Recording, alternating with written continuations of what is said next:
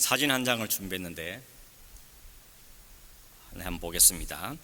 앞에 있는 이 그림은 무슨 그림인가 하면 한국의 명민호라고 하는 만화 작가가 자기 SNS에다가 올린 그런 그림인데, 요즘 많은 사람들한테 이렇게 화제가 되고 있는 그림입니다. 보신 적 있으시죠?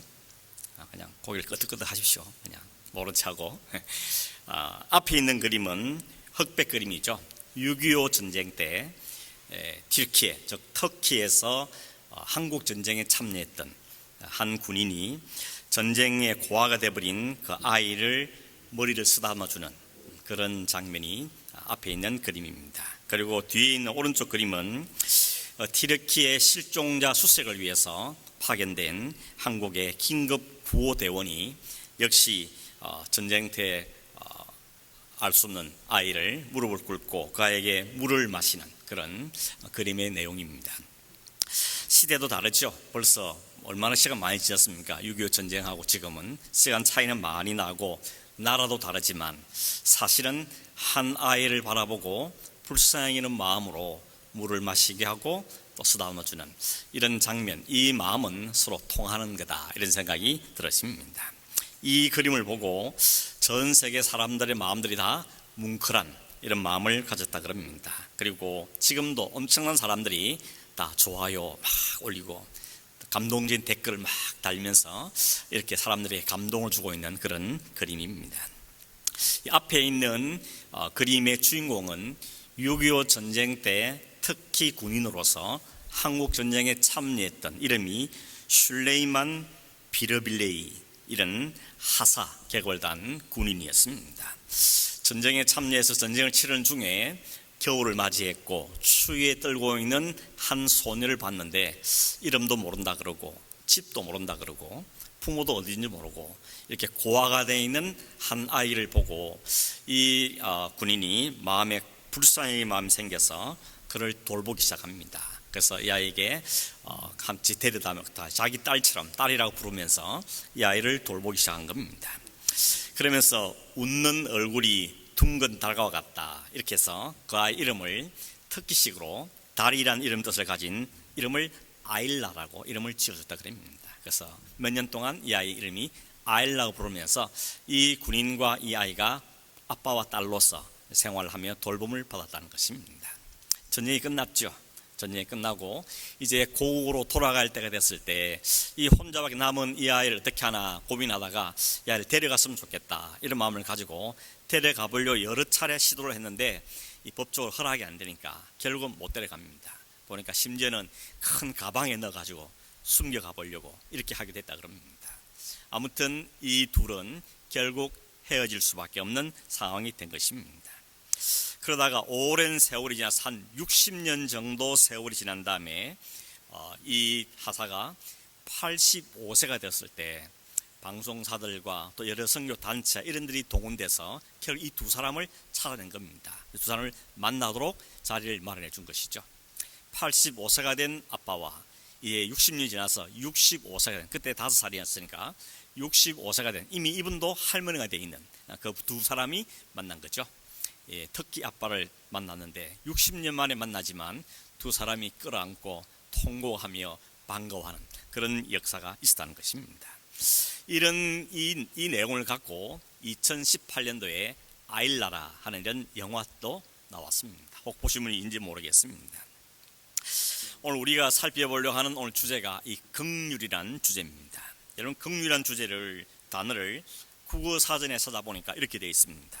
불쌍히 여겨 돌보아 주다, 이렇게 설명되어 있습니다. 여기 제가 본 게 뭔가 두 가지였습니다. 불쌍히 여기다, 그리고 돌보아 주다. 긍휼이라는 단어 속에 이 두 가지가 담겨 있는 거죠.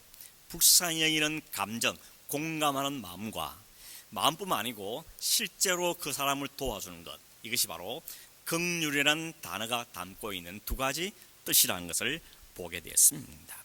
오늘 등장하는 이 술레이만 하사가 아일라에게 보내준 그것이 바로 긍휼이죠. 그 전쟁에 고아가 된 아이를 보고 불쌍히 마음이 생겼고, 마음뿐만 아니고 그 아이를 자신의 모든 동원해서 그 아이를 돌봐주는, 이것이 바로 긍휼의 태도라고 말할 수가 있겠습니다. 이번에 SNS에서 실린 이 두 사진을 보고 특별히 터키 사람들이, 이 튀르키예 사람들이 많은 감동을 받고 역시 우리는 형제 나라다 이러면서 이 전쟁에 피해가 된, 지혜진으로 피해가 된 이 속에서도 큰 용기를 얻고 힘을 얻었다, 이런 이야기들이 신문에 실린 걸 볼 수 있습니다. 여러분, 가끔 이런 사람의 마음을 울리고 또 감동을 주는 이야기들이 종종 매스컴에 실리는 걸 볼 수가 있습니다. 근데 사실은 여러분, 이런 감동적이고 우리의 마음에 울림을 주는 이야기보다는 사실은 끔찍하고 무섭고 또 어떻게 세상에 일어나 하는 소식이 사실은 더 많죠. 완전 도배를 하고 있습니다. 그러면 신문을 딱 펼치고 혹은 이 미디어를 들어보면 어떻게 인간이 이럴 수 있는가, 어떻게 이렇게 인간이 사악하고 어떻게 이기적이고 어떻게 무서운 짓을 하며 이렇게 철저하게 계산적이고 이기줄 수 있는가, 이런 마음을 들게 하는 사건 사고들이 오늘도 너무 많이 일어나고 있는 걸 부인할 수가 없습니다. 그러면서 도는 동시에 드는 생각이 뭡니까? 그래, 나도 별 수 없는 인간이다. 그 인간의 사악함과 인간의 잔인함 속에 나도 예외가 아니라는 생각을 하게 되는 것입니다. 사도 바울이 디모데후서 3장 1절에 보면 자기의 믿음의 아들인 디모데에게 편지를 쓸 때 이런 세대가 올 거다라고 한 내용이 나옵니다. 이렇게 기록되어 있습니다. 한번 보십시오. 너는 이것을 알라. 말세에 고통당하는 때가 이르러 사람들이 자기를 사랑하며 돈을 사랑하며 자랑하며 교만하며 비방하며 부모를 거역하며 감사하지 아니하며 거룩하지 아니하며 무정하며 원통함을 풀지 아니하며 모함하며 절제하지 못하며 사나우며 선한 것을 좋아하지 아니하며 배신하며 조급하며 자만하며 쾌락을 사랑하기를 하나님 사랑하는 것보다 더하며 경건의 모양은 있으나 경건의 능력은 부인하니 이 같은 자들에게서 네가 돌아서라 라고 바울이 디모데에게 편지를 쓴 겁니다. 여러분, 벌써 2000년이 지난 그 전에 썼던 편지에도 불구하고 그 내용을 보니까 오늘 우리 시대 이야기를 그대로 이야기하는 것 같지 않습니까? 오늘 우리 시대 현상을 그대로 바울이 어떻게 알았는지, 오늘 이 시대 혁명을 어떻게 알았는지, 오늘 이 시대의 정확한 표현들을 바울이 쓰고 있다는 것을 깨닫게 되는 것입니다. 그렇다면 예수님이 지금 제자들한테 혹은 사람들한테 긍휼을 여기는 자가 복이 있다라고 긍휼을 말씀하시는데, 그 당시 시대, 예수님 당시 시대는 어떤 시대였는가 하는 것입니다. 우리가 아는 대로 시대는 그리스, 로마, 헬라 이런 문화가 지배하던 시대죠. 특별히 로마라는 나라는 강력한 힘을 바탕으로 이 철학 위에 세워진 나라가 아닙니까?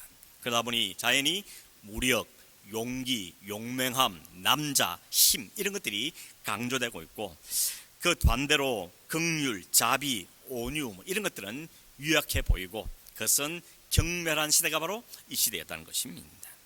어떤 철학자는 쓰기를 긍휼이라는 것은 영혼의 질병이다 이렇게 표현하기도 했습니다.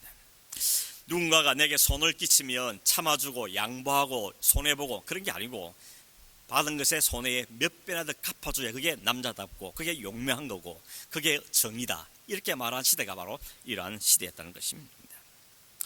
당시에 노예 제도가 있었는데 노예는 조그만 죄를 지어도 주인이 가차없이 버렸던 것입니다. 그리스 철학의 사상의 기초를 놓은 아리스토텔레스가 이런 말을 했다 그럽니다. 노예는 살아있는 연장이다. 살아있는 도구라는 겁니다. 연장이 뭡니까? 망치나 톱이나 쓰다가 녹이 쓸고 이게 낡아지면 그냥 버리죠. 그래서 노예라는 존재는 쓰다가 좀 낡아지면 버릴 수 있는 존재라는 것이 이 당시에 사상이었다는 겁니다. 아니, 늙지 않아도, 병들지 않아도, 젊어도 내 마음에 안 들면 가차없이 버릴 수 있는 것이 노예라는 존재였다는 것입니다. 노예뿐만이 아닙니다. 그 당시에 힘이 없는 대표적인 사람이 여인들이고 어린아이였습니다. 여인과 어린아이의 인권이라는 것이 땅의 바닥이었습니다. 심지어 이런 일도 있다 그럽니다. 아버지가 아이를 얻었는데 자기는 너무 아들을 얻고 싶었는데 딸이 태어났어요. 그 딸을 버려버린다는 것입니다. 그게 아버지의 권한이었다고 이야기합니다. 이런 시대였으니 긍휼, 자비, 온유 이런 주님의 말씀하고는 완전히 반대되는 너무 거리가 먼 시대가 바로 이런 시대였다는 것을 우리가 알 수가 있는 것입니다. 이런 시대에 주님께서 긍휼히 여기는 자가 복이 있다. 라고 주님은 말씀하고 계시는 것입니다. 오늘 주님께서 이렇게 선포하시는 긍휼이라는 게 어떤 의미인가, 성경이 말하는 긍휼은 무엇이고 오늘 우리는 어떻게 긍휼을 베푸는 삶을 살 수 있는가 하는 점들을 이 아침에 생각해 보려고 하는 것입니다. 우선 성경 한 구절을 더 보겠습니다. 로마서 9장 15절 16절입니다. 같이 한번 읽어보겠습니다. 시작. 모세에게 이르시되 내가 긍휼히 여길 자를 긍휼히 여기고 불쌍히 여길 자를 불쌍히 여기라 하셨으니 그런즉 원하는 자로 말미암음도 아니요 다른 박질하는 자로 말미암음도 아니요 오직 긍휼히 여기시는 하나님으로 말미암음이니라. 이 말씀 무슨 말입니까? 긍휼이라는 것이 내가 원한다고 해서 나와지는 것도 아니고 다른 박질하듯 열심을 낸다고 해서 긍휼이 삶이 이루어지기 아니라는 것입니다. 오직 긍휼에 풍성하신 긍휼하신 하나님에게로부터 나오는 것이 긍휼합니다 라고 지금 사도 바울이 로마서에서 말씀하고 있는 것입니다. 시편 62편 12절에 다윗이 이렇게 고백을 했습니다. 주여 인자함은 주께 속하오니 주께서 각 사람의 행한 대로 갚으심이니이다. 다윗도 말합니까? 주님이 긍휼이십니다. 긍휼은 주님께만 속한 것입니다. 이렇게 이야기하고 있습니다. 이 긍휼이라는 단어가 영어 성경에는 mercy라고 번역되어 있죠. 헬라어는 엘레우스라고 하고 히브리는 헤세드라고 말합니다. 뭐가 제일 많이 들어봤습니까? 헤세드, 좀 익숙한 단어죠. 헤세드. 이 헤세드의 단어의 뜻을, 이 히브리의 단어 뜻을 정확하게 설명을 읽어보면 이렇습니다. 당연한 결과로 비참한 상태에 있어야 할 사람을 오히려 불쌍히 여겨서 그를 돕는 것, 이게 헤세드라는 단어의 뜻입니다.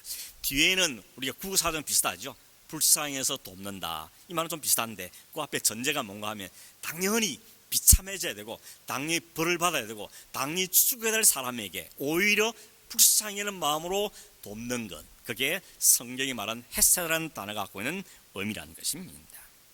그러니 하는 짓을 봐서는 저걸 그냥 망해야 맞는 기고 하는 짓을 봐서는 도무지 불쌍히 여길 자격이 없는 사람인데 그러나 그를 불쌍히 여기고 그를 돕는 것, 그게 바로 헤세드라고 말하는 것입니다. 그러니 이 헤세드는 인간에게서 나오기 어려운 마음이죠. 그래서 다윗이 고백하는 겁니다. 주님, 긍휼은 주님께 속했습니다. 하나님만이 긍휼을 베푸시는 분입니다. 이 고백을 하고 있는 것입니다. 실제로 여러분 구약 성경에 이 헤세드라는 단어가 한 150번 정도 나온다 그럽니다. 그 150번 사용되는 그 단어가 90% 이상이 항상 하나님과 같이 붙어서 나온다는 겁니다. 그러니까 헤세드는 하나님을 드러내는, 하나님의 성품을 가장 잘 드러내는 단어가 헤세드다. 성경 우리에게 그걸 이야기해주고 있다는 것입니다. 구약 성경 가운데 여러분 하나님의 그 헤세드, 하나님의 긍휼을 가장 잘 드러내 보이는 책이 있다면 그게 어딘 것 같습니까? 호세아 선지자.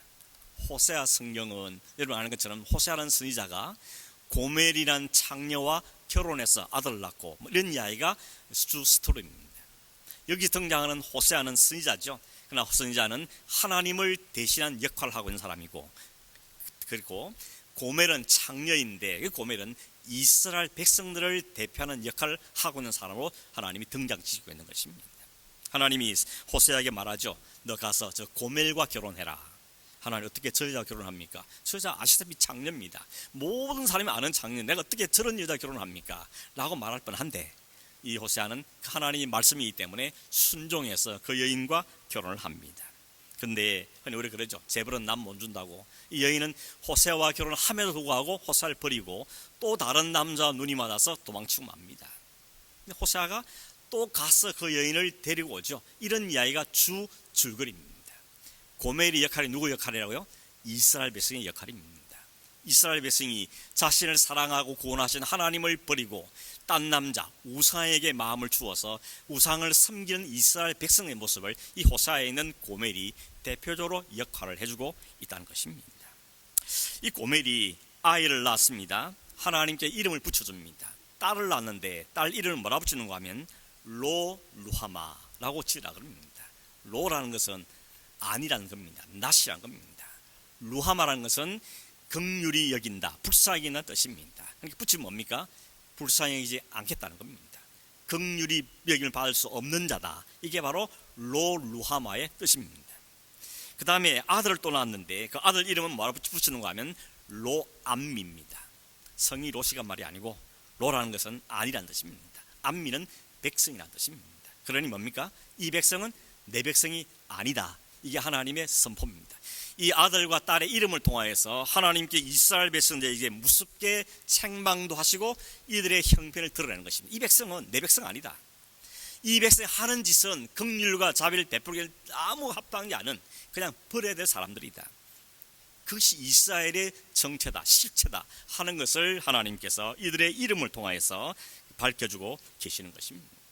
이걸 거슬러 올라가면 하나님께서 모든 걸 만들어 주시고 에덴 동산까지 만들어 주셔서 거기서 모든 필요한 걸 제공해서 불구하고 하나님을 저버리고 사탄의 꾀임에 넘어가서 죄를 지었던 인간의 실체, 거기 쫓겨날 수밖에 없는, 벌거벗어 못 쫓겨날 수 없는 그 인간의 실체가 바로 오늘 여기에 오버랩되고 있는 것입니다. 그런 일은 정리를 하면 고멜의 모습은 이스라엘 백성의 모습을 대표한 역할을 하고 있는 것이고, 이것은 따지고 보니까 아담부터 시작된 모든 인간의 현주소, 인간의 실체가 바로 이 고멜을 통해서 우리가 보게 되는 것입니다.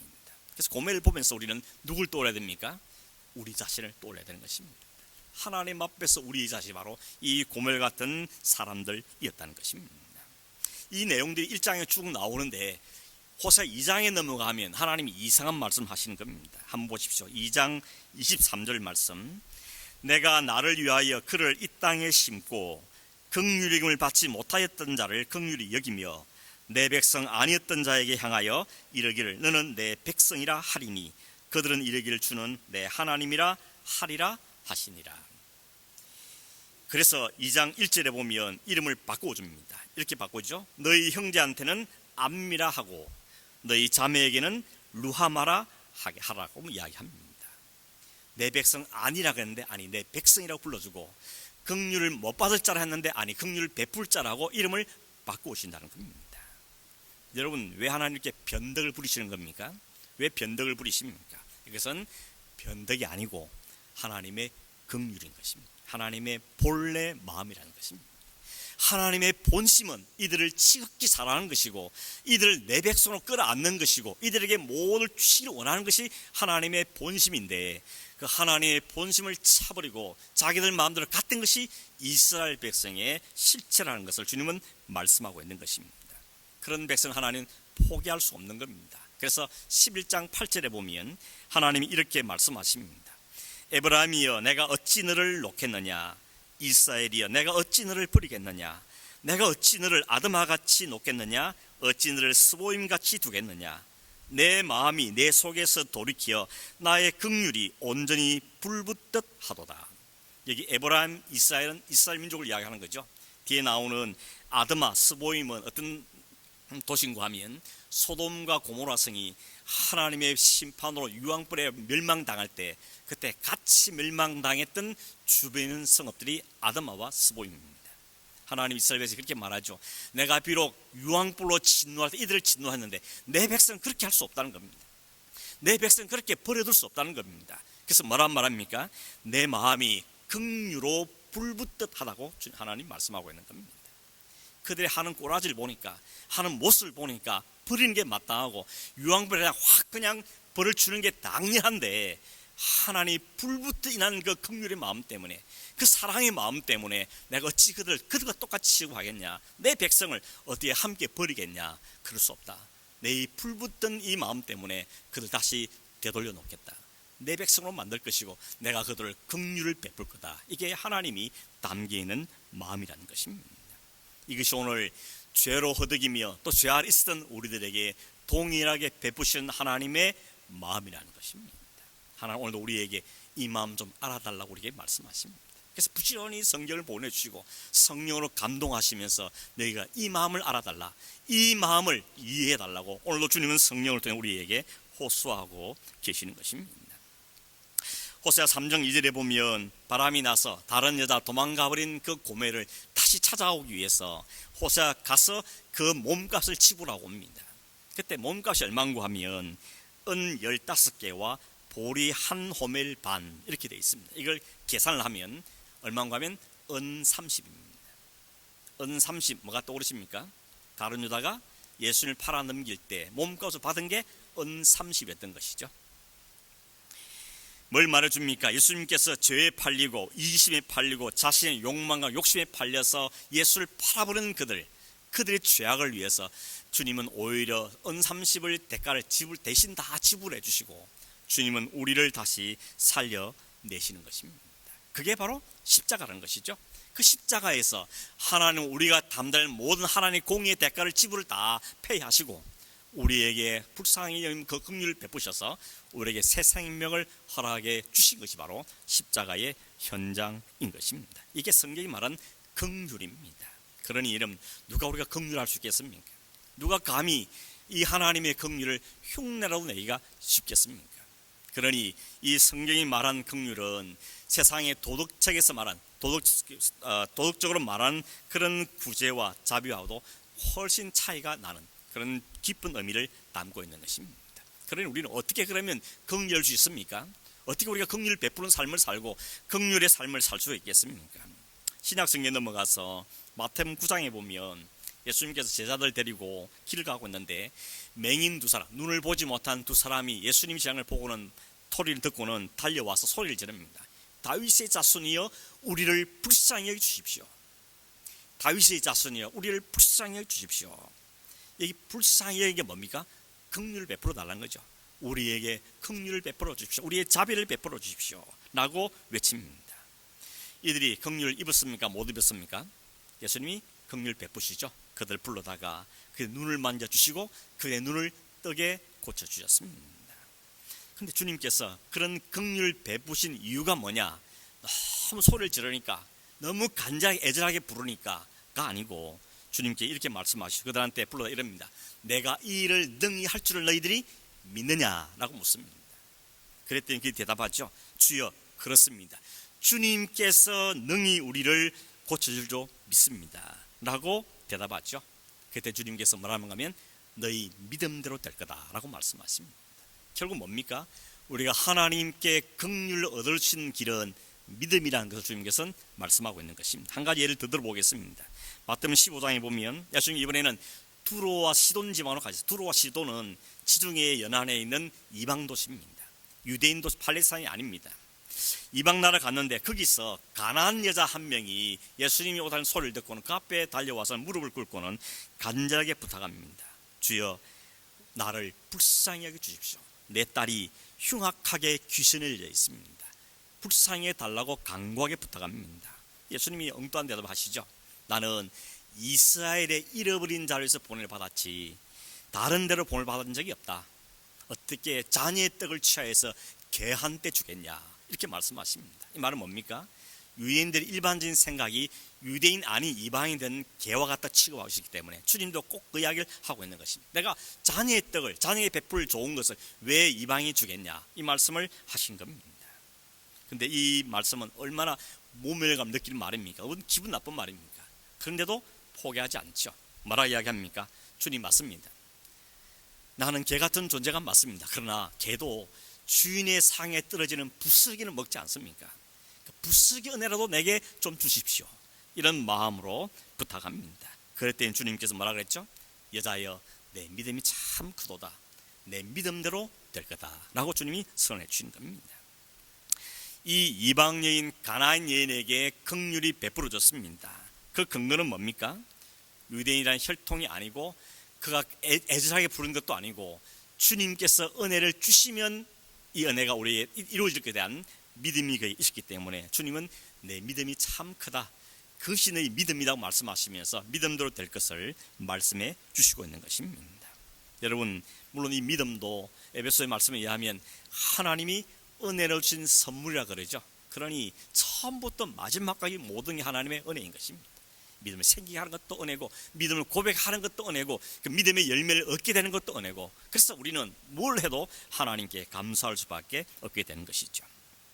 여러분, 이들이 낳게 된 두 맹인이나 이 가난한 여자나 은혜를 긍휼 입게 된 이유가 믿음이라고 했는데, 그 믿음이라는 그 내용을 들여다보면 별거 아닌 겁니다. 이들이 믿음이라 해서 뭘 대단한 걸 했습니까?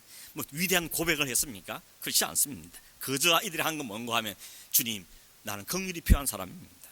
나도 그렇고 내 딸도 그렇고 주님이 긍휼을 베풀지 않으면 우리는 그냥 죽을 수밖에 없고 그냥 소용돼 살 수밖에 없고 이 상태로 살 수밖에 없는 존재들입니다. 주님 제발 좀 은혜를 베풀어 주십시오. 긍휼히 여겨 주십시오. 나는 개와 같은 존재 맞습니다. 개와 같은 존재에게 부스리라도 주는 것처럼 나에게 그런 은혜를 주십시오. 이렇게 고백했는데 그걸 주님이 뭐라죠? 믿음이라고 말한다는 것입니다. 그 믿음을 크다고 주님께서 칭찬해 줌을 보게 되는 것이죠. 그러면 여러분 결국은 뭡니까? 누가 긍휼을 받습니까? 어떻게 긍휼을 받습니까? 믿음으로 긍휼을 얻는다는 것입니다. 나는 주님의 은혜가 아니면 아무것도 할 수 없기 때문에 주님의 은혜가 꼭 필요합니다. 그 은혜 아니면 내가 죽을 수밖에 없습니다. 이런 고백을 하는 그 믿음에 대해서 그 믿음으로 얻는 게 하나님의 자비고 긍휼이라고 성경 우리에게 말씀해 주고 있는 것입니다. 나는 그런 은혜를 받은 사람이다. 나는 그런 긍휼 때문에 내가 오늘 지금 살고 있고 지금도 예배하는 자로 나와 있다. 이렇게 깨닫게 되는 사람이 믿음의 사람인 것이죠. 이 믿음을 갖게 될 때 나타나는 반응이 뭔가 하면 내 다른 사람 바라볼 때도 저도 하나님의 긍휼이 필요한 자는 시선으로 보게 되더라는 것입니다. 내가 그랬던 것처럼 다른 사람들도 하나님의 긍휼을 받지 않으면 안 되는 사람들을 알기 때문에 하나님 그들도 은혜를 베풀어 주십시오. 긍휼을 베풀어 주십시오. 그런 마음을 갖게 되고 나도 그 사람에게 이 사람은 긍휼이 필요한 사람이다 라고 대하는 대화가 일어나게 된다는 사실을 말씀하고 있는 것입니다. 이 마음이 안 된 상태에서 구제하고 하는 것은 자칫 위선이고 자기 자랑될 수 가능성이 많은 것이죠. 이 마음이 없으면 상대를 바라보는 눈도 달라지게 되는 것입니다. 마태복음 20장에 보면 예수님께서 여리고를 지나가시는데 또 두 사람의 맹인이 예수님 지나는 소식을 듣고는 소리를 지릅니다. 주여 우리를 불쌍히 해주십시오. 똑같은 상황이죠. 예수님이 그 소리를 들으시고는 그들을 불러다가 그들의 긍휼을 베푸셔서 그들을 고쳐주십니다. 문제는 뭔가 하면 그 주님이 갈 때 옆에 같이 따라다니는 많은 무리가 있었는데 이 무리들은 뭐라는가 하면 시끄럽다, 물러가라, 잠잠해라 하고 이 맹인들을 쫓아보냈던 것입니다. 왜 그런 겁니까? 이 사람들 마음속에는 긍휼의 마음이 없는 거죠. 그리고 그를 긍휼으로 볼 수 있는 마음이 없었던 것입니다. 자기가 긍휼을 받은 사람에는 체험이 없으니까 그 확신이 없으니까 다른 사람도 동일하게 긍휼에 여길 사람이란 그 마음이 안 생기는 너무 당연하고 말할 수가 있다는 것입니다. 한 가지를 더 들어보겠습니다. 마태복음 18장에 보면 예수님께서 빚진 자에 대한 예를 드셨습니다. 한 사람은 1만 달란트 빚을 졌고 한 사람은 100데나리온의 빚을 졌습니다. 이걸 비교해 보면 1만 달란트는 6천 데나리온입니다. 한 데나리온이라는 것이 하루 웨이지죠. 그러니까 6천일 동안 일해서 버는 돈이 이 6천 데나리온입니다. 6천일 얼마입니까? 계산해 보면 16년입니다. 16년 동안 열심히 일해야 얻을 수 있는 그 금액이 1만 달란트입니다. 이게 엄청난 돈이죠. 100데나리온은 100일 한 3개월 일하면 벌 수 있는 돈이 100데나리온입니다. 그러니까 비교 안 되는 16년과 3개월 어떻게 비교가 되겠습니까? 아무튼 이런 배경에서 이 1만 달러 빚진 사람이 도무지 이 빚을 어떻게 갚습니까? 그래서 주인한테 와서 좀 탕감해 달라고 부탁을 합니다. 주인 처음에는 야, 네 몸을 팔든지 네 아내를 팔든지 뭐 모든 걸 다 팔아서 갚아라 이렇게 말하는데 주인 그렇게 해도 나는 도무지 갚을 수가 없습니다. 그랬더니 성경에 나오죠. 주인이 그를 불쌍히 여겨 그의 모든 빚을 오케이 없다 탕감을 해 주었다고 말씀합니다. 1만 달란트 빚이 다 없어졌습니다. 그 놀라운 소식을 듣고 집으로 돌아가는 길에 자기한테 100데나리온 빚진 사람을 길에서 딱 만난 겁니다. 어떻게 했습니까? 맥살을 잡습니다. 돈 갚아. 기회를 좀 시간 좀 주십시오. 안 돼. 그러고는 그를 자기 집 감옥에 쳐넣은 것입니다. 이걸 지켜본 사람들이 어떻게 치를 수 있는가 이래가지고 주인한테 고자질 해버린 거죠. 주인이 그 소리를 듣고 너무 괘씸하지 않습니까? 그걸 다시 부른 겁니다. 네가 나에게 불쌍히 해달라고 강구해서 내가 불쌍히 여겨줬는데 너는 왜 다른 사람 불쌍히지 않았느냐? 네가 어떤 긍휼을 입었는지 너 모르느냐? 라고 물으시면 그를 감옥에 집어넣는 것입니다. 여러분 누가 긍휼을 베풀 수 있는 겁니까? 내가 어떤 긍휼을 입은 사람인지를 아는 사람, 내가 어떤 긍휼을 입은 사람을 철저하게 깨달은 사람, 그 사람이 나도 모르는 사이에 내 마음에서도 그 긍휼의 마음이 흘러나오게 된다는 것입니다. 손양원 목사님 이야기를 제가 여러 번 했는데, 여러분 손양원 목사님이 좋은 예라고 생각이 떨어집니다. 여수에서 나병 환자를 돌보면서 목회를 하고 있는데 1948년에 여순반란 사건 때문에 두 아들이 총살을 당했습니다. 얼마나 슬펐겠습니까, 여러분. 아들 둘을 다 같은 동시에 총살을 당했습니다. 비통한 마음이 그칠 수가 없는 거죠. 그렇게 힘들어하는 중에 이 사건이 진압이 된 다음에 그 자기가 두 아들 죽인 범인이 잡혔다는 소식을 들었습니다. 그날 이 목사님이 교회에 들어가서 밤새도록 통곡하고 울면서 기도했다 그럽니다. 무슨 기도했을까요? 나와 사는 말이 이렇게 말하더라는 겁니다. 저 영혼이 불쌍해서 어쩌나. 내 아들들은 그래도 죽어서 천국을 갔는데 저는 저렇게 죽으면 지옥 갈 텐데 불쌍해서 어떡하나. 이런 마음을 중얼거리다고 이야기하는 것입니다. 그래서 이분이 자기 딸을 불렀죠. 딸한테 가서 내 아빠 말을 전해라. 그러고 가서 그 사람을 내 양아들로 삼을 테니 그를 돌려달라고, 자에게 달라고 이야기하라는 겁니다. 딸이 발칵 뒤집힌 거죠. 어떻게 아들 둘 죽인 원수놈을 아들로 삼단 말입니까? 처음에는 완강히 부정하다가 결국 아버지의 설득에 순종하게 되었다는 이야기가 있습니다. 손양원 목사님이 왜 이렇게 할 수 있을까요? 그분이 워낙 인격이 뛰어나서 신앙인이었어 혹은 목사라서 그렇지는 않을 겁니다. 그날 밤에 하나님과 씨름을 한 겁니다. 그런 그날 밤에 깨달은 거죠. 내가 하나님 어떤 긍휼을 입었는지, 어떤 은혜를 입었는지에 대해서 하나님 그에게 분명하게 가르쳤을 겁니다. 아마 처음에는 몸부림을 쳤을 거라는 생각이 듭니다. 그건 제 생각이지만 난 그럴 수 없습니다. 인간이 어떻게 그럴 수 있냐고 그렇게 반항했지만 하나님 계속 각이시키는 뭔가 하면 네가 나한테 어떤 은혜를 받았냐, 내가 너 어떻게 사랑했냐, 내게 어떤 긍휼을 베풀었냐 하는 것을 계속 말씀해 주셨을 때 이 목사님은 그 하나님의 설득을 당하고 그 마음에 그 자신을 깨달은 다음에 그 마음에 흘러나온 긍휼로 그 아들을, 그 원수를 자신의 양자로 삼게 된 것으로 그렇게 생각이 드는 것입니다. 결국 키는 어디에 있는 겁니까? 주님의 마음이 우리에게 부어져야 되는 것이죠. 주님의 긍휼이 우리에게 부어져야만 내가 애쓰고 발버둥치는 것이 아니고 성령의 열매인 긍휼의 삶이 나타나게 된다는 사실을 우리에게 말씀해주고 있는 것입니다. 말씀 맺음대로는 긍휼히 여기는 자는 먼저 자신이 긍휼히 여기를 받는 자임을 아는 게 필요한 것이죠. 자기부터 불쌍할 줄 알아야 되는 것이죠. 내가 얼마나 불쌍한 존재인데 이런 나에게 하나님 긍휼을 베풀어 주셨구나 하는 것을 충분하게 경험하고 깨닫고 확신되어야 한다는 겁니다. 그렇게 되면 내 안에도 긍휼이 스물스물 흘러나가게 된다는 사실을 말씀하고 있는 것입니다. 팔복이 다 그런 거죠. 심령이 가난한 사람은 하나님 기쁘시할 만한 조금도 없으니까 하나님이 채워주시면 되겠다 이 고백을 하는 사람이고, 그래서 나오는 게 애통하는 마음이고, 그 나를 이렇게 해주는 그 의신 주님에 대해서 목말라 하는 것이고, 그 주님을 채워지니 그 하나님 긍휼을 충분히 채워지니까 나에게 긍휼의 삶의 열매가 조금씩 나타나게 되더라는 것입니다. 그러니 여러분, 주님이 말씀하신 긍휼, 성경에 말한 이 자비, 이것이 세상에서 말하는 구제나 자비와 선행하고는 차이가 너무 먼 것입니다. 단순히 도덕적인 의미로 인간의 도리로서 의미가 아니고 이런 역사적인 배경, 이 신앙 영적인 배경이 깔려서 나오는 긍휼이기 때문에 이것은 놀라운 축복이라고 말씀하는 것이죠. 그래서 주님은 말씀하는 겁니다. 이 세상 가운데 자비, 긍휼, 온유는 개나 줘라. 이런 세상 가운데 긍휼히 여기는 자, 긍휼을 경험한 자, 그래서 그 삶에 긍휼이 흘러나와서 있다면 그 사람 진짜 복 있는 사람입니다. 그 사람은 천국을 아는 사람이기 때문에, 그 안에 천국이 소유된 사람일 때, 주님의 마음을 가진 사람일 때 그 사람이 진짜 복 있는 사람일 것이고, 그는 장차 영원한 긍휼, 하나님 위로를 천국에서 받게 될 것이다. 이렇게 주님 우리에게 말씀하고 있는 것입니다. 우리는 뭘 추구해야 되겠습니까? 주님, 내가 나를 잘 알기를 원합니다. 주님의 마음이 내게 온전히 부어지길 원합니다. 주님의 그 심장, 불같은 그 심장이 내게도 심겨지길 원합니다. 그래서 내 삶에서도 주님이 기뻐하시는 그 복 있는 삶이 열매로 나타나길 원합니다. 이것이 우리의 기도 제목이 되고, 그런 삶의 복을 누리는 모두가 되기를 주님으로 축원합니다.